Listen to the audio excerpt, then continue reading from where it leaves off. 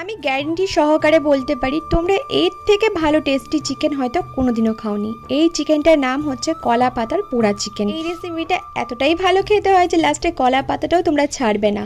তো এখানে বেশি কিছু মশলা না, যদিও বা বড় ব্লগে এই রেসিপিটা শেয়ার করা আছে, তবু বলে দিচ্ছি আলু, পেঁয়াজ, তারপরে কাঁচা লঙ্কা কুচি নিয়েছি, আর মশলার মধ্যে জিরে, ধনে, তারপর তোমার আদা, রসুন সব কিছু শিলে বেটে নিয়েছি। সব মশলা শিলে বেটে নিতে হবে।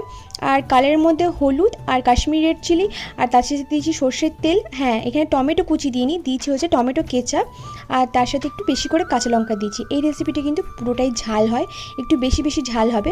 এরকম কোনো একটা লোহার কড়াইয়ের মধ্যে কলা পাতাটার এইভাবে রাখতে হবে 3-4টে দিয়ে, তারপরে এইভাবে বিছিয়ে দিতে হবে। দেখতে পাচ্ছ, ও এর মধ্যে কিন্তু চিকেনও আছে অ্যাড করা, দেখতেই পেয়েছো ছোটো ছোটো চিকেন। এবার ঢাকা দিয়ে এপিট ওপিট করে এটাকে করে নিতে হবে। ফুল ভিডিও তো দেয়াই আছে, তোমরা গিয়ে দেখে নিতে পারো পুরো রেসিপিটা।